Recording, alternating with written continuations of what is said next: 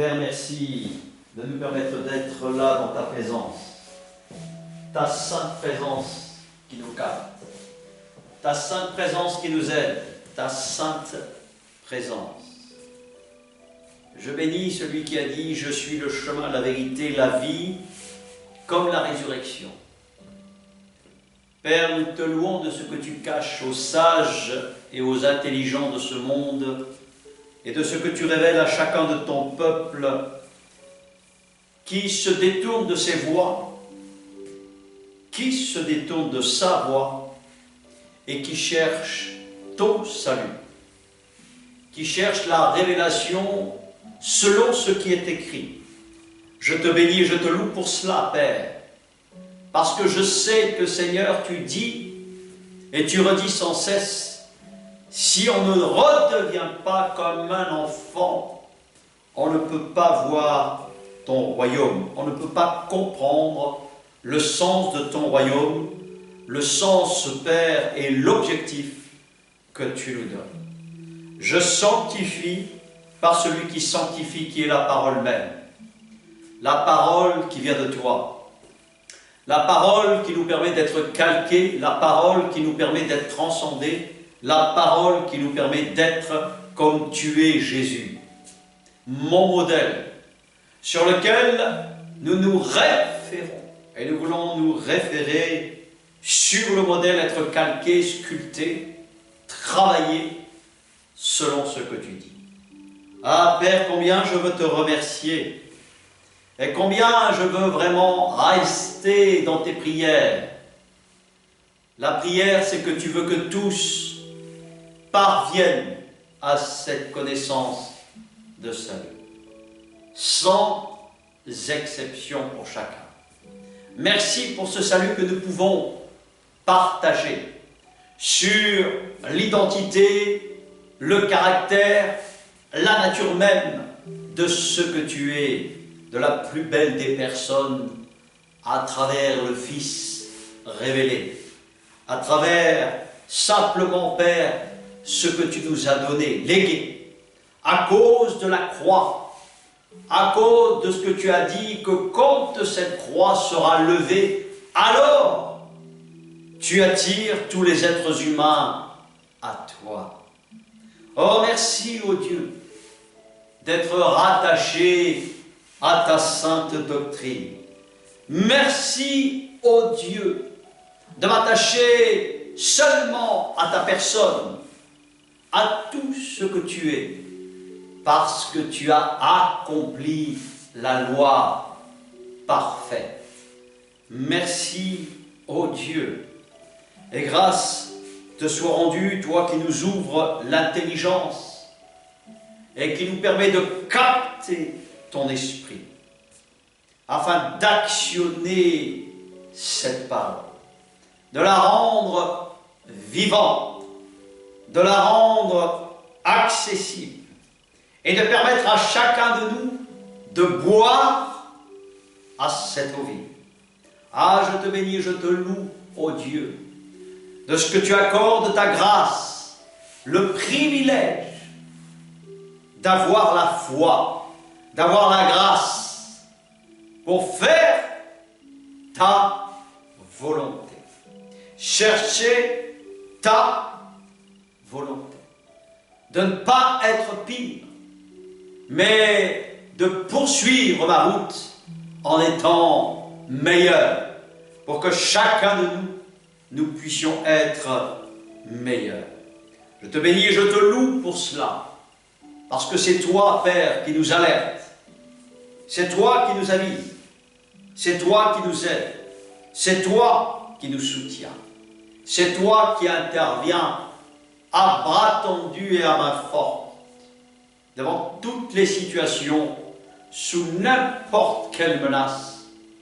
Et nous savons, Père, que tu es là par ton esprit, qui nous aide, qui nous montre et qui nous apprend à discerner selon ta volonté.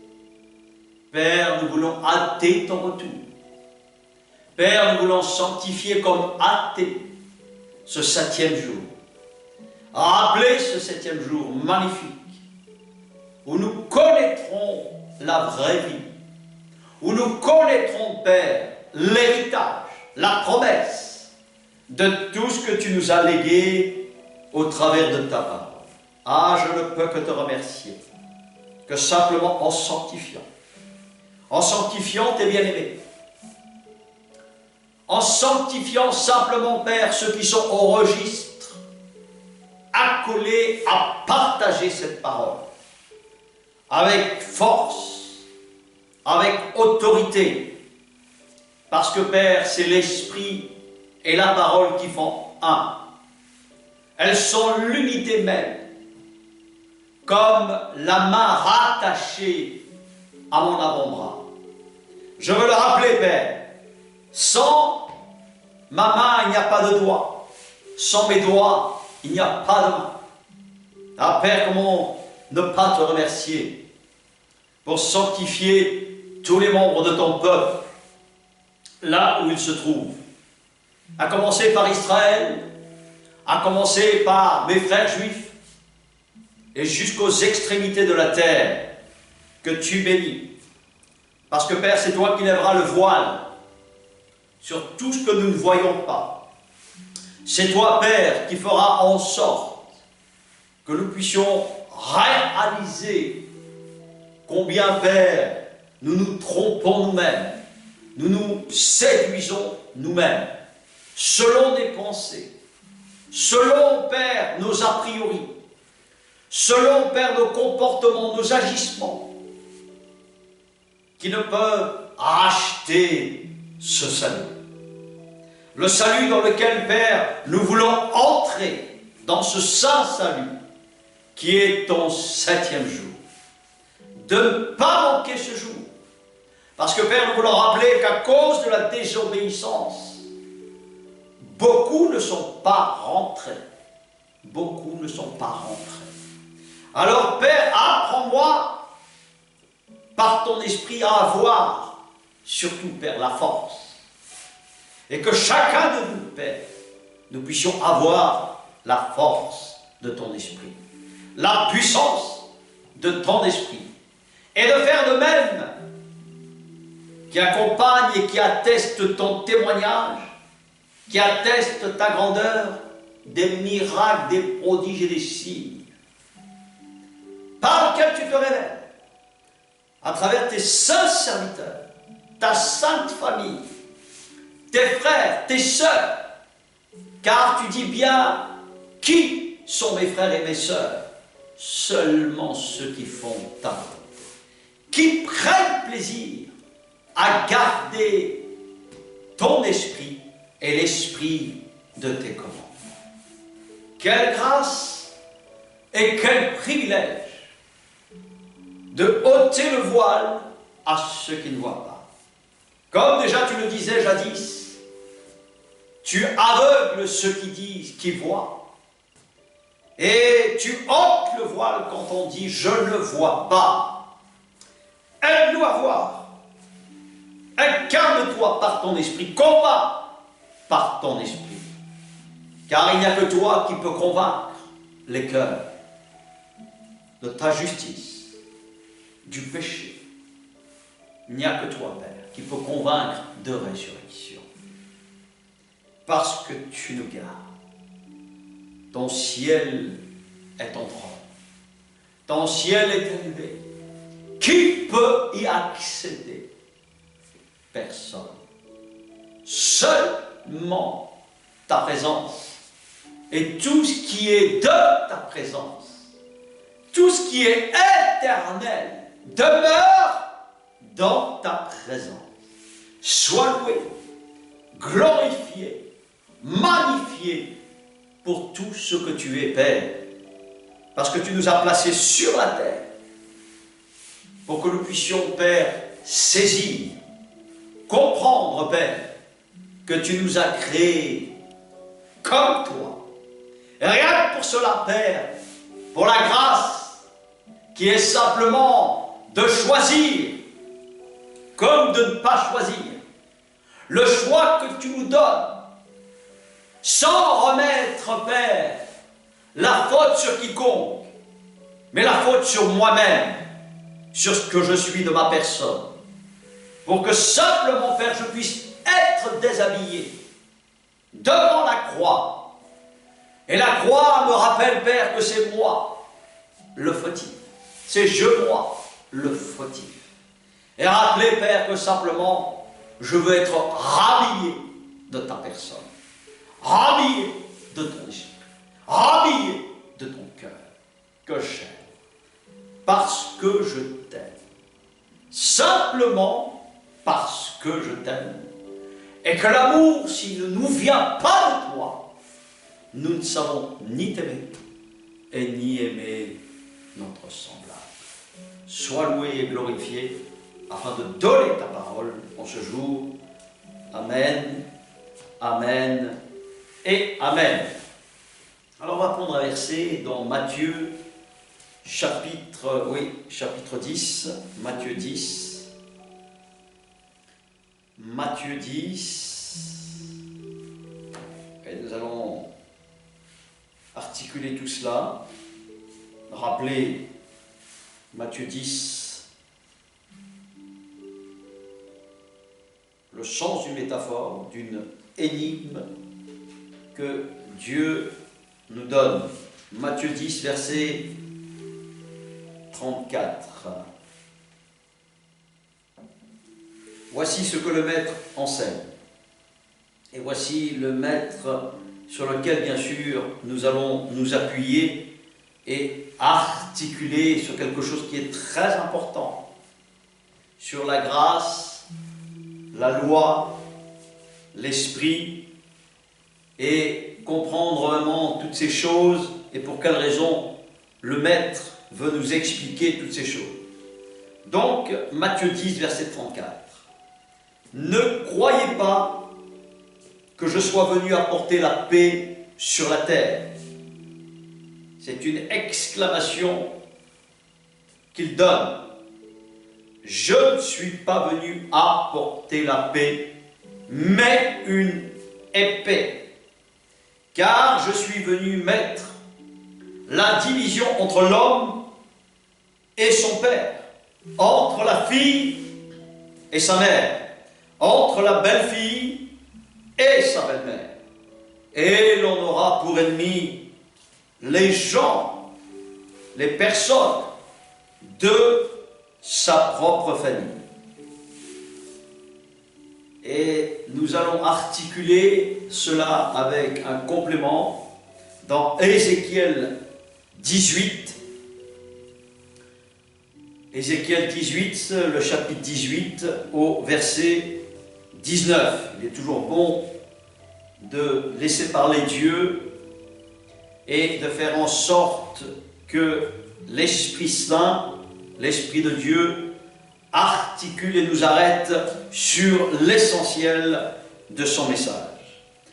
Donc, je disais, Ézéchiel 18, verset 19, vous dites pourquoi le Fils ne supporte-t-il pas les conséquences de la faute commise par son Père?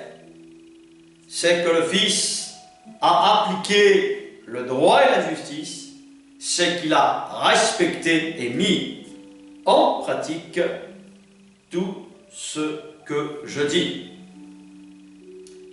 Il vivra, verset 20, celui qui pêche, c'est celui qui mourra. Le Fils ne supportera pas les conséquences de la faute commise par son Père. Et le Père ne supportera pas les conséquences de la faute commise par son Fils. Le juste sera préservé à cause de sa justice, et le méchant, bien évidemment, sera condamné à cause de sa méchanceté. Verset 21. Si le méchant renonce à tous les péchés qu'il a commis, s'il respecte ce que je dis et applique la droiture et la justice, il vivra, il ne mourra pas. Verset 22, toutes les transgressions qu'il a commises seront effacées. Il vivra grâce à quoi? La justice qu'il pratique. Est-ce que je prends plaisir, dit le Seigneur, à voir le méchant mourir? L'Éternel n'est-ce pas plutôt de voir le méchant changer de conduite et de vivre? Donc on voit très bien que le salut est pour tous.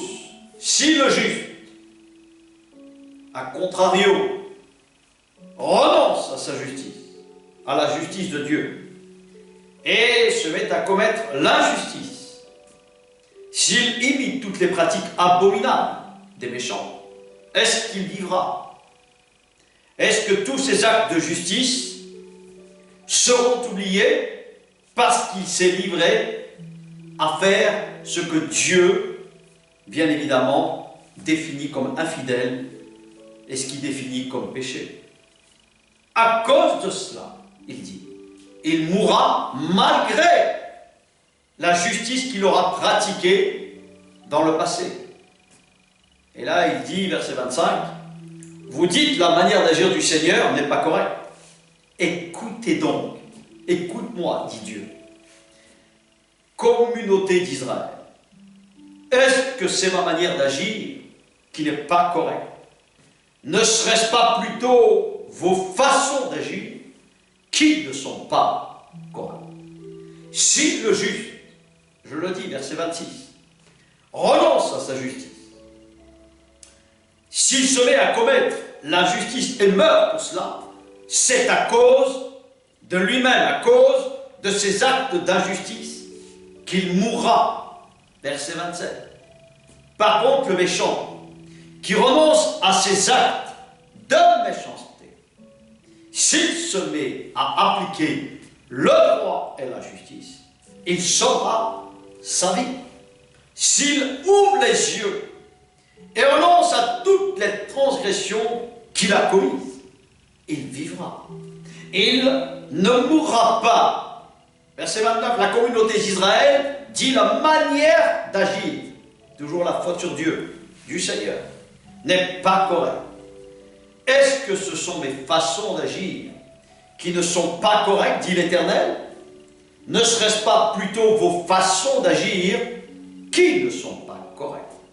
C'est pourquoi je vous jugerai chacun en fonction de sa conduite, déclare le Seigneur l'Éternel. Revenez à moi et détournez-vous de toutes vos transgressions, afin que vos fautes ne causent pas votre perte. Débarrassez-vous de tout ce qui nuit à ma volonté, de toutes les transgressions que vous commettez, et commencez à vous faire un cœur nouveau et à avoir un esprit nouveau. Exclamation.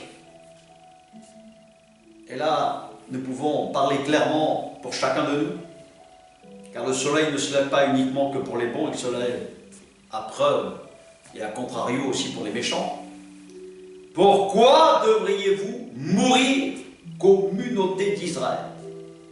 En effet, je ne prends pas plaisir, voilà, à voir mourir quelqu'un, déclare le Seigneur, qui pratique le mal. Changez donc votre attitude et vivez. Donc, si on comprend bien le message, on peut prendre toujours l'écriture comme on veut. Il s'agit, dans la grâce, comme dans les commandements de Dieu, capter toujours l'état d'esprit qui s'appelle le Saint-Esprit. L'Esprit Saint.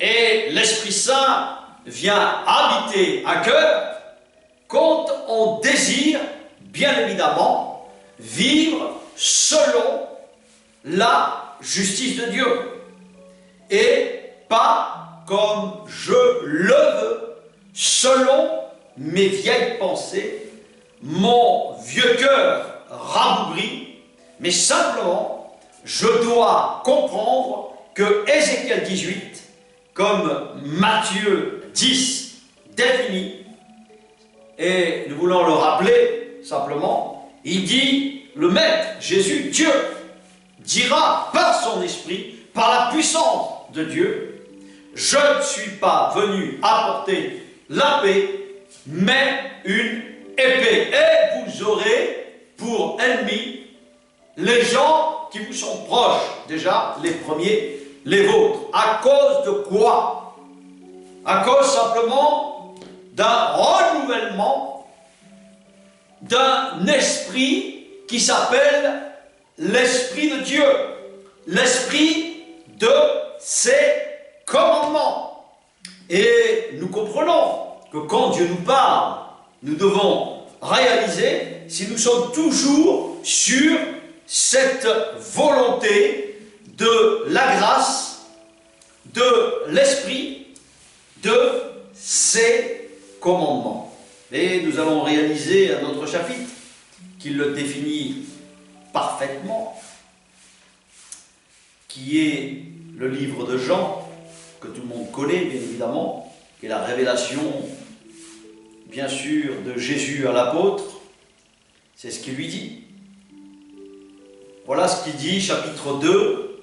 Alors 1 Jean, c'est dans les épîtres de Pierre, et ensuite Jean, dans le Testament Nouveau, où il dit, chapitre 2, alors 1 Jean, chapitre 2, mes petits enfants, je vous écris cela afin que vous ne péchiez pas.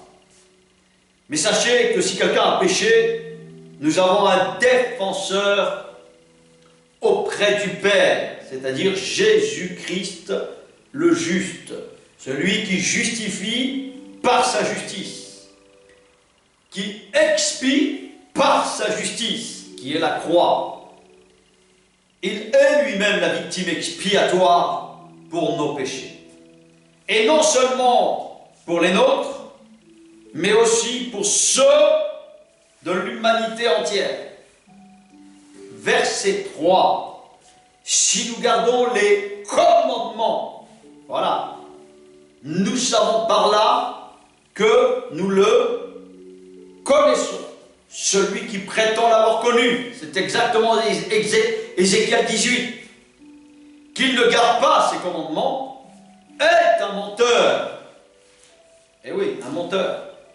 La vérité n'est pas en lui, mais l'amour de Dieu est vraiment parfait en celui qui garde ses commandements. C'est à cela que nous reconnaissons que nous sommes en lui, et celui qui affirme demeurer en Christ doit aussi vivre comme lui-même a vécu. Donc, nous comprenons que Dieu nous permet cette grâce à l'humanité entière à travers le peuple juif, à travers les apôtres juifs qui nous ont légué la marche à suivre, de la manière dont nous devons nous comporter et sous quelle forme et quelle grâce de cet esprit dans lequel nous venons de lire et qu'il est clair et que simplement nous ne pouvons pas prendre et jouer avec la grâce, car dans le deuxième commandement, tu ne prendras point le nom de l'Éternel, le nom de Jésus, à la légère. Tu pratiqueras la droiture et la justice. Quand je prends 3 passages dans lesquels, bien évidemment, il est concordé de manière parfaite, parce qu'il y a une parfaite concordance dans tout ce que nous venons de dire. Et cela nous permet de réaliser vraiment le plan de salut, le plan de la grâce, le plan de ces commandements intégrés complètement dans l'esprit, dans lequel, bien sûr, on ne peut pas parler un autre langage. Et il est toujours bon de revenir sur les fondations, car grâce aux fondamentaux, il est évident que je vais pouvoir, quand je m'humilie, quand j'invoque Dieu, que je me détourne de ma voie, quand je comprends la réalité de changer, de me repentir, de simplement me recentrer. Là, nous voyons que l'Esprit de Dieu vient pour changer notre cœur et changer surtout d'esprit. Parce que j'appartenais au mal, à l'esprit du mal, et je reçois un esprit qui s'appelle celui du Saint, celui du Saint sanctuaire, celui qui a dit « je suis le maître du sabbat » et qui a dit simplement qu'il avait fait le sabbat pour l'homme, qu'il a fait le 7e jour, qu'il a fait ce jour qui est saint. Avant même la loi, il y a 2 règles qui sont fondamentales, c'est le 7e jour et bien évidemment l'offrande et la dîme, comme Abraham a donné la dîme de tout ce qu'il avait. Donc, on voit très bien que la connotation même d'argent est rattachée au 7e jour pour sanctifier le nom de Dieu. Et nous comprenons que la loi de l'Esprit n'est pas n'importe quelle loi, elle est marquée de toute éternité.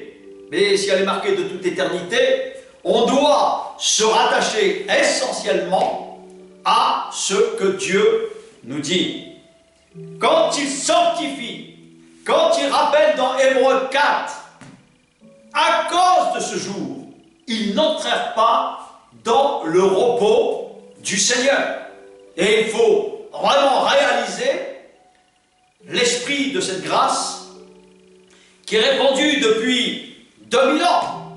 Et Jésus le dit à travers Jean, quand il parle, il dit « Je répandrai de mon esprit sur toute chair, sur toute personne. » Et quand il reçoit cet esprit, il est habité des commandements, du signalement, de simplement d'être démarqué des autres nations, des autres personnes. Et c'est ce qui fait d'ailleurs la différence, en partie, bien évidemment. Nous comprenons que nous sommes faits de chair et de sang, et Abraham le père de la foi le dira, « Qui suis-je pour te parler? Qui sommes-nous, chacun de nous ?» Alors que nous portons le germe de la mort, le germe du péché, le germe. Et Ézéchiel 18 relate parfaitement une grâce déjà que Dieu a lancée à travers son prophète. Et nous devons réaliser que cette semence que Dieu dépose n'est simplement qu'un acompte de son esprit. Et grâce à son esprit, c'est ce que dit le livre de l'Ecclésiaste quand il dit qu'au chapitre 12, l'esprit retourne à Dieu. Donc, nous avons le souffle. Nous avons ce souffle qui nous permet d'articuler tous nos êtres.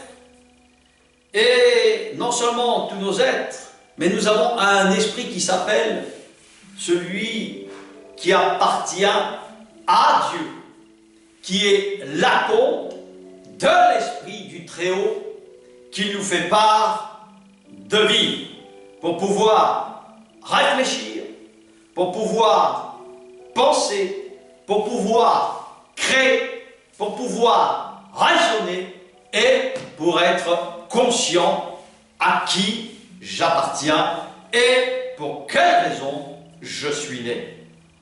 À partir de là, bien sûr, quand je comprends ces choses, Dieu veut que chacun connaisse ce salut. Et on sait très bien que quand on a l'opportunité d'entendre ce salut, et il y a un proverbe qui dit « Nul n'est censé d'ignorer la loi ». Donc on est censé de savoir que nous sommes issus, bien évidemment, de notre Créateur, le Créateur de tous les êtres humains, c'est-à-dire d'un seul Dieu.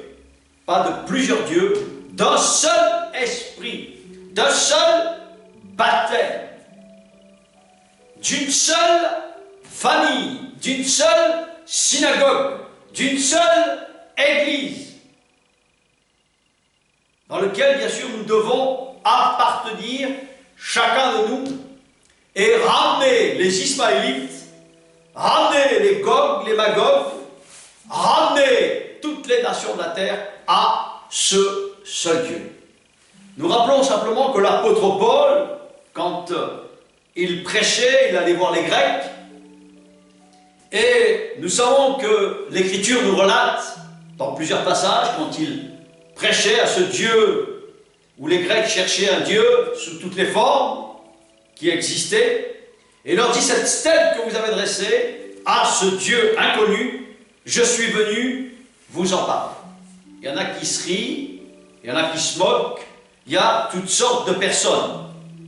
C'est pour cette raison qu'on dit qu'il y a beaucoup d'appelés. Et simplement, quand on comprend l'Esprit de Dieu et qu'on se laisse, on va dire, vraiment convaincre par Dieu, conquis par Dieu, nous comprenons que c'est une mentalité qui commence à se renouveler. Et c'est comme cela que s'opère la conviction de péché, la conviction d'être conscient, de désirer le royaume de Dieu, de désirer la justice de Dieu, de désirer la sainteté de Dieu, la nature, le caractère de Dieu. Et je comprends que la grâce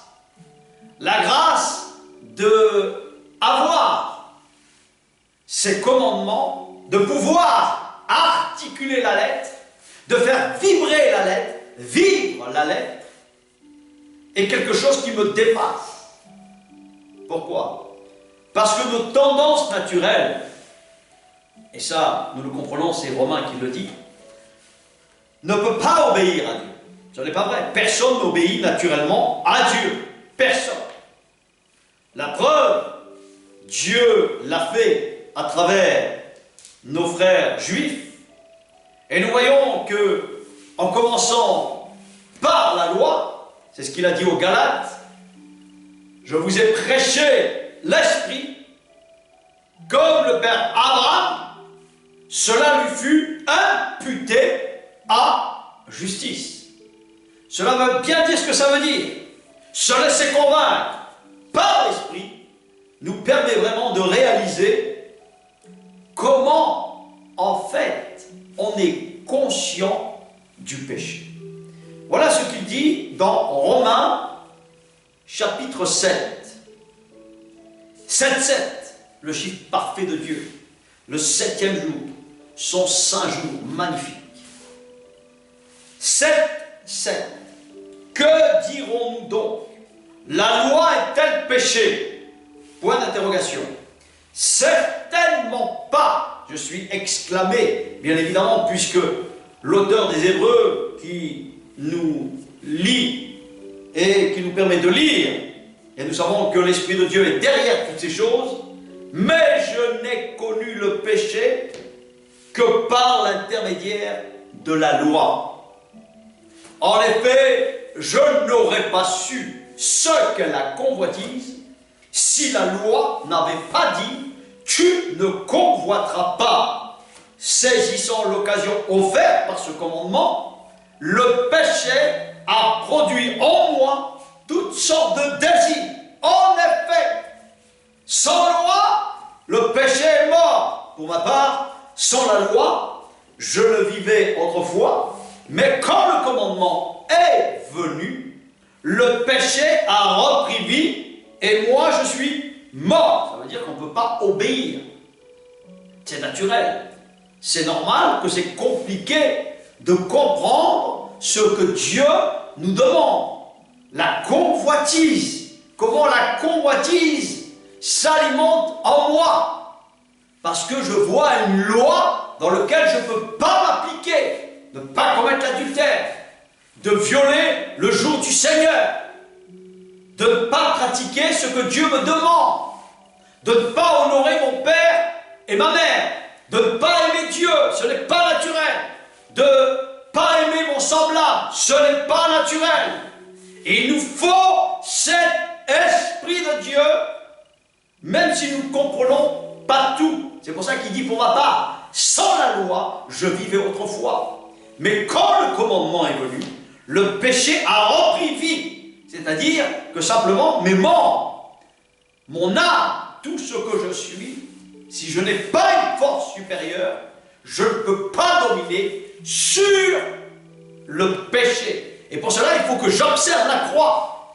Il faut que je comprenne le sens, pourquoi il a pris mes péchés à la croix. Et réaliser que la puissance de l'Esprit, quand Jésus a expié, et simplement nous savons qu'à ce moment-là, il est l'annonce de la résurrection des morts, pas d'un paradis et d'un enfer, comme des enseignements christianisés, diabolisés, l'annoncent. Non, on parle bien d'une résurrection. Et là, nous voyons très bien que le voile du temps se déchire et au moment où Dieu expire, Jésus expire, à la croix, nous voyons même le centurion qui est là et qui dit certainement, il était fils de Dieu, Dieu. Donc il y a une dimension qui échappe, bien évidemment. Et nous voyons qu'il a donné tout le sens de la loi à travers la croix. C'est pour cette raison que quand on prêche le véritable évangile, ben bien évidemment, ça secoue les démons. Ça agite tous les membres de notre corps, car nous savons que tout ce qui se meut sur la terre est sous la puissance du malin et va à la mort, c'est-à-dire dans le tombeau, dans l'Hadès, comme il est expliqué, bien évidemment, dans la Bible. C'est-à-dire que nous allons tous, et on retourne tous à la case départ. Donc, si nous voulons bien comprendre, et nous savons que Dieu ne ment pas dans tout ce qui est écrit, il ne se contredit absolument pas, mais les hommes, eux, savent se contredire ou inventent toutes sortes de folies, bien évidemment, qui ne sont pas de Dieu. C'est pour cette raison qu'il faut vraiment s'atteler à ce qui est écrit. Verset 11, en effet, le péché, voilà, saisissant l'occasion offerte par le commandement, m'a trompé et par lui m'a donné quoi? La mort. C'est-à-dire que tous, on est héritiers du virus de la mort. C'est pour cette raison qu'on dit dans Romains, le salaire du péché, chacun de nous, c'est la mort. Ézéchiel 18, ce qu'il explique, c'est qu'il nous faut un cœur nouveau et un esprit nouveau. Capter le Saint-Esprit. Capte le Saint-Esprit à ce moment même que nous parlons, saisir l'esprit de ses commandements. Et je souhaite que tu saisisses cet esprit. Verset 12. Donc la loi est sainte et le commandement est saint, juste et bon. Je descends un peu plus loin. Et il dit, à partir du verset 13, un peu plus loin dans les points d'interrogation, juste après c'est la faute du péché, il s'est manifesté comme péché en me donnant la mort par ce qui est bon. Et ainsi, par l'intermédiaire du commandement, il montre son caractère extrêmement mauvais. Et c'est quoi? Nous savons en effet que la loi est spirituelle, mais moi, je suis marqué par ma nature, c'est-à-dire vendu au péché. Je ne comprends pas ce que je fais. Voilà. Et je ne fais pas ce que je veux. Et je fais ce que je déteste. Or, si je fais ce que je ne veux pas, je reconnais par là que la loi est bonne. Voilà. Tant que je ne suis pas conscient que les commandements de Dieu, dans lequel Dieu a enfermé tous les humains, quand on se regarde à travers le miroir des commandements de Dieu, nous savons que nous ne pouvons pas obéir, que nous détestons l'obéissance, que nous avons tous des impudicités sexuelles, exemple, sous toutes les formes. C'est humain, c'est dans tes gènes, tu n'y peux rien, mais il y a la grâce du Saint. Et là, nous voyons comment Dieu dit, va, je t'enverrai comme un pêcheur d'hommes. Va pêcher. Va à la pêche. Tu peux avoir une excellente pêche comme une très mauvaise pêche. Et en fait, la prédication, c'est ça. Il peut y avoir simplement une excellente pêche comme une très mauvaise pêche. Mais il y a toujours une personne, un homme, une femme, un enfant, un vieillard, qui réagit que c'est important de recevoir la grâce de cet esprit, saisir cette grâce. Et je comprends combien, pour moi, ça m'est précieux, parce que je me suis laissé convaincre par cet esprit. Et là, nous voyons très bien, verset, justement, 17. En réalité, ce n'est plus moi qui agis. Voilà, Paul, comment il parle. Mais c'est le péché qui habite en moi. Ça ne veut pas dire qu'il péchait, bien évidemment que non. En effet, je sais que le bien n'habite pas en moi, c'est-à-dire dans ma nature propre. Et là, il dit, j'ai la volonté de faire le bien, mais je ne parviens pas à l'accomplir. En effet, je ne fais pas le bien que je veux, mais je fais au contraire le mal que je ne veux pas. Or, si je fais ce que je ne veux pas, ce n'est plus moi qui le fais, mais le péché qui habite en moi. Donc nous sommes tous bien, bel et bien habités du péché sous toutes les formes. Je découvre donc cette loi. Alors que je veux faire le bien, c'est le mal qui est à ma portée. C'est naturel. En effet, je prends plaisir à la loi de Dieu. Dans mon être intérieur, j'aspire par mon esprit. Et cet esprit est la comble de Dieu. Et je dois réaliser que ce qui me fait vivre, c'est son esprit, ce qui me fait raisonner, ce qui me permet de créer, ce qui me permet de réfléchir, ce qui me permet d'étudier, ce qui me permet de prendre conscience. Esprit de Dieu, en mon esprit, me fait prendre conscience. Donc nous comprenons que l'âme, elle est un puissant fond. Et nous savons que notre chair est vendue au péché. C'est pour cette raison que Dieu, il a fallu qu'il s'incarne, qu'il vienne, comme Ésaïe 53 le décrit. Et là, nous comprenons la réalité de Ésaïe. Une réalité dans laquelle nous commençons à prendre conscience que quand on est convaincu par l'Esprit de Dieu, on ne peut que pleurer sur soi-même. C'est ce que Jésus dira le jour où il va à Golgotha, sur le mont du crâne.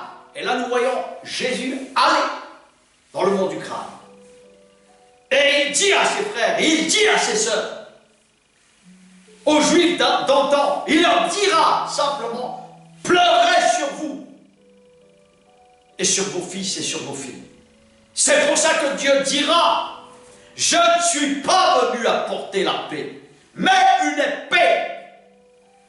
Et vous aurez pour ennemis les gens de votre famille. Parce que vous cherchez ma volonté. Vous aimez mes commandements. Et plus loin, il le dira dans Matthieu 10. Celui qui m'aime plus que son père, sa mère, sa femme, ses enfants, ses biens, son confort, n'est pas digne de moi. Vous voyez, prendre conscience de Dieu. Et nous voyons très bien que même Matthieu 19 le dira. Quelque chose qui est très important. D'ailleurs, je vais te faire une petite lecture, parce que celui-ci est très important, Matthieu 19. Voilà ce qu'il en relate. Voici ce qu'il nous dit. Matthieu 19, verset 13, plutôt verset 16. 19, verset 16. Matthieu 19, verset 16. Un homme s'approcha et dit à Jésus, « Bon maître, que dois-je faire de bon pour avoir la vie éternelle ?» Voilà la question qu'il pose. Et Jésus lui répond, Dieu lui répond, « Pourquoi m'appelles-tu bon? Personne n'est bon, si ce n'est Dieu seul. » Il est Dieu, comment peut-il dire ça? Mais il est 100% homme. Il s'est fait homme pour toi et pour moi. Bien sûr que dans son fort intérieur, il est Dieu, mais il se met à la troisième personne. Il se met accessible pour chacun de nous et pour que nous puissions réaliser que Dieu est accessible, que Dieu est notre Père, que Dieu est notre ami, que Dieu est notre époux. Et là, il lui dit clairement, personne n'est bon, si ce n'est Dieu seul. Et il lui dit, si tu veux entrer dans la vie, respecte les commandements. Et bien évidemment, il dit lesquels? Lui dit-il. Et Jésus répond, et tout le monde connaît les commandements de Dieu, bien évidemment. Tu ne commettras pas d'adultère, tu ne voleras pas, tu ne commettras pas de faux témoignages, tu honoreras ton père et ta mère, tu aimeras ton prochain comme toi-même, etc. Tu honoreras le jour du Seigneur, bien évidemment. Le jeune homme lui dit, j'ai respecté tous ces commandements dès ma jeunesse. Et il lui dit, comment il encore? Jésus lui dit, si tu veux être parfait, si tu cherches la perfection, Dieu le provoque, Jésus le provoque. Il dit, va vendre tout ce que tu possèdes, parce qu'il voyait que dans son cœur, il y avait que l'argent qui comptait. Dieu n'est pas contre l'argent, mais quand tu es attaché qu'à l'argent, tu en fais un adultère. Tu commets l'adultère spirituel, parce que c'est l'argent qui te possède, et pas toi qui possèdes l'argent. Et là, ça devient dangereux. Donc, il lui dit, donne-le aux pauvres, montre que tu es capable d'être généreux. Voilà, ça c'est une preuve quand tu es généreux, quand tu es hospitalier, exemple, que tu sais ouvrir la porte, que tu es bon, que tu es généreux. Ça fait partie du caractère de Dieu, ça se voit. Il n'est pas attaché au commandement pour être attaché au commandement. Et il y a derrière les commandements l'Esprit Saint. Habitez de cette grâce. Regarde ce qu'il dit. Il dit, donne-le aux pauvres et tu auras un trésor dans le ciel. Ben, c'est quoi ce trésor? C'est pas compliqué.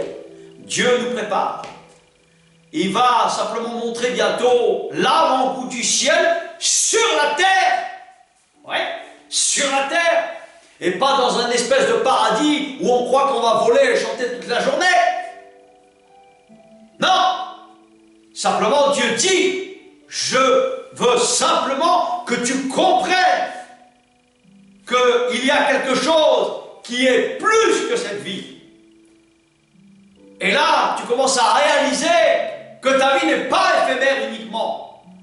Parce que quand tu demeures attaché à ton argent ou à n'importe quoi dans ta vie, tout ce qui commet l'adultère contre Dieu, et bien là, à ce moment-là, bien évidemment, tu commences à réaliser ce que c'est. Je n'aurai pas d'autre Dieu que toi. J'aimerai le Seigneur mon Dieu de tout mon être. Parce que lui qui est l'auteur de ma vie, celui qui m'a confié cet acompte, qui m'a confié cet esprit de grâce, l'esprit de comprendre ses commandements, la profondeur de ses commandements. Je réalise que bientôt, il y aura l'éternité. Il y aura un monde sans fin, un avant-goût du ciel qui va venir pendant ce 7e millénaire, ces 1000 années, où Dieu montrera à l'humanité enfin qu'on peut vivre par son esprit quand il aura écarté le règne de Satan. Il n'y aura plus cet état d'esprit, cette méchanceté comme on le voit, cette haine qu'on voit, ces guerres, ces maladies et toutes ces choses. Dieu nous montrera un autre monde que celui-là. Et Dieu veut nous faire réaliser ces choses, d'attacher plus d'importance au royaume de Dieu, au royaume futur. Mais nous devons travailler par son esprit sur nos âmes, être vigilants et de ne rien prendre pour acquis, car rien n'est acquis. Mon salut n'est pas acquis. J'y travaille, je m'y attelle, je fais attention. Les tensions, les tentations, les haines, les rancœurs, je travaille sur tout ça. Les mélancolies, je travaille sur tout ça. Les regrets, je travaille sur tout ça. Les timidités, je travaille sur cela. Nous travaillons par l'esprit de sa grâce pour écraser et expulser ces esprits hors de mon corps, hors de mon être intérieur. Et là, il dit bien, voici ce qu'il dit. Et il dit, puis viens et suis-moi. Et bien sûr, quand il entendit cette parole, le jeune homme s'en alla tout triste. Et oui, parce qu'il avait de grands biens, il était riche.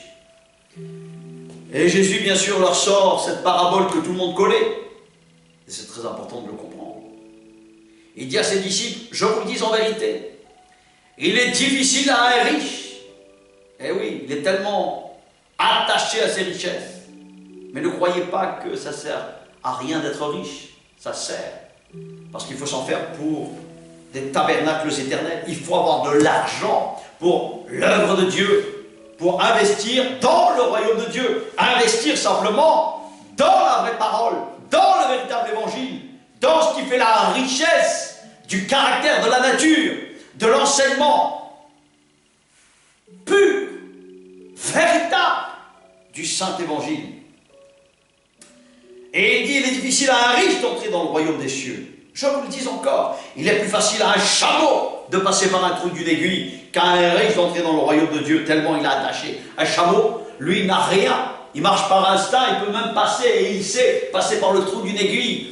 Et simplement, le rapport qui est donné, nous savons très bien que l'aiguille, elle est légèrement,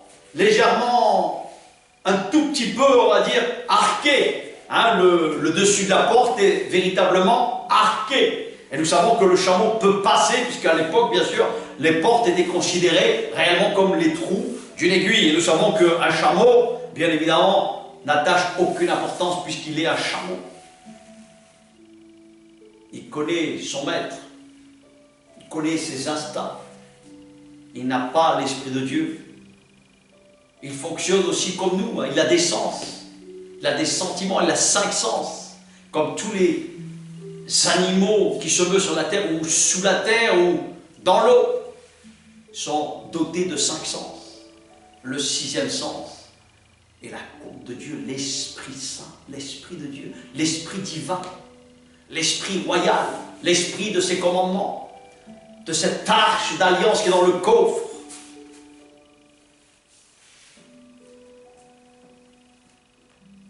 Et là, il dit, verset 25, quand les disciples entendirent cela, ils furent très étonnés.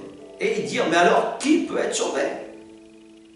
Jésus les regarda et leur dit, à vous, les humains, parce que vous êtes simplement limités dans votre pensée. Dans vos pensées. Cela est impossible. Mais sachez que pour Dieu, rien n'est impossible. Rien. Pierre prit alors la parole et lui dit, voici, nous avons tout quitté pour toi. Quelle preuve magnifique. Nous t'avons suivi. Qu'est-ce qui se passera pour nous? Jésus leur répond, je vous le dis en vérité, quand le Fils de l'homme, voilà le plus important, au renouvellement de toutes choses, sera assis sur son trône de gloire. Vous qui m'avez suivi, vous serez de même assis sur 12 trônes, et vous jugerez les 12 tribus, c'est-à-dire toutes les nations, des 12 tribus aux 70 nations sur toute la terre. Et là il dit, et toute personne qui aura quitté à cause de moi ses maisons, ses frères, ses sœurs, son père, sa mère, sa femme, ses enfants, cette terre recevra quoi? Le centuple, et héritera la vie éternelle. Et finir avec un passage très important de Jean, pour te réjouir, et que tu gardes bien cela à l'esprit, cette parole de Jean 6, qui est magnifique, magnifique. Chaque parole sont des trésors, chaque parole est une nourriture qui nous donne vraiment la vie. Et là il dit, Jean 6, je t'invite vraiment à le lire complètement, à le relire sans cesse. Et tu vas te réjouir à travers le message que je te donne. Et combien tu vas te le repasser, parce qu'il faut te repasser le message de Dieu. Il n'est pas de moi, il est de Dieu. Voici ce qu'il dit, verset 44. Écoute bien, Jésus leur répond. Il dit, personne ne peut venir à moi, à moins que le Père qui m'a envoyé de l'attire. Et moi, dit le Seigneur, dit Jésus, je le ressusciterai le dernier jour. Eh oui. C'est quoi le dernier jour? C'est la résurrection. Et là, nous comprenons simplement que nous sommes tous là, dans une attente. À attendre. Je voudrais vraiment finir avec quelque chose de plus important qui suit toujours. Acte 2. Acte 2, verset 31. Et il dit, c'est donc la résurrection du Christ qu'il a prévu et annoncé en disant qu'il ne serait pas abandonné au séjour des morts. La mort n'a pas pu le retenir, il ne peut pas mourir, Dieu. Rappelle-toi de ça. Et que son corps ne connaîtra pas la décomposition. Bien évidemment, c'est Jésus, c'est Dieu. Verset 32, toujours acte 2, verset 32, acte 2, verset 32. Retiens bien ça. C'est ce Jésus que Dieu a ressuscité. Nous en sommes tous témoins. Élevé à la droite de Dieu. Il a reçu du Père le Saint-Esprit, qui avait été promis et l'a déversé, comme vous le voyez et l'entendez maintenant.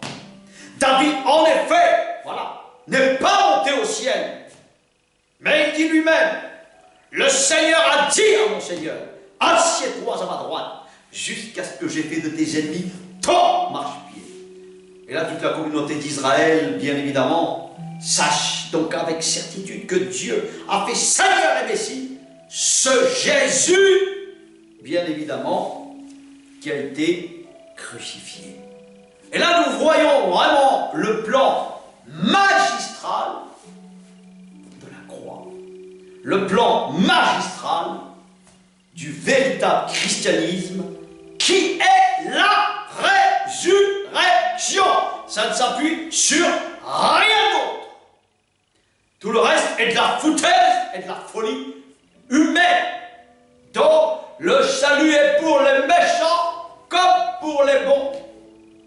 Et quand nous avons eu l'occasion d'entendre que nous ne changeons pas, que nous n'avons pas l'esprit de la grâce, de l'obéissance à ses commandements, c'est que nous n'avons rien compris au salut, au message de la croix et au message de la résurrection. Ah Père, merci pour ce message, parce que nous savons que tu as toute puissance. En invoquant ton nom, en invoquant la grâce de ton esprit, la grâce de ton esprit qui saisit, la grâce de ton esprit qui combat, au Père, merci de te glorifier. Père, merci de répondre à une prière, à celui qui veut expérimenter ta puissance. parce qu'il est bien le même, et tu es toujours le même, ô Éternel. Tu ne changes pas. Quand quelqu'un t'invoque, tu l'entends, car tu es l'Éternel, un qui guérit à travers la croix. Tu es l'Éternel qui pardonne, qui efface, comme tu viens de le dire, dans Ézéchiel 18. Quand nous sommes saisis, nous changeons. Nous ne pouvons pas rester le même. Notre vie est différente.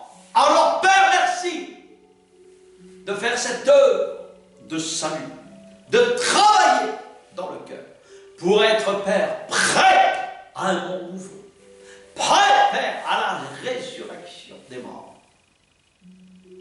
afin que nous soyons comptés parmi, Père, les saints. Sois loué pour nous préparer. Sois glorifié de convaincre un cœur, une âme, qui se sent appelé, comme tu viens de le dire, dans Jean 6, 44. Nul ne peut venir à toi s'il n'est attiré. Alors, attire, Père, comme tu l'entends, comme tu sais le faire. J'envoie cette prière, j'envoie, Père, l'esprit de tes commandements, afin de saisir, afin, Père, de passer par ton esprit. Que tous tes serviteurs soient loin, que tous tes serviteurs comme apôtres, comme prophètes, authentiques de cet évangile, Père, tu leur donnes force et autorité. Je te dis merci pour la grâce, pour la loi, pour les commandements que tu nous as confiés. Quelle grâce et quel privilège! Je peux que te dire merci au nom de Jésus. Amen. Amen. Amen.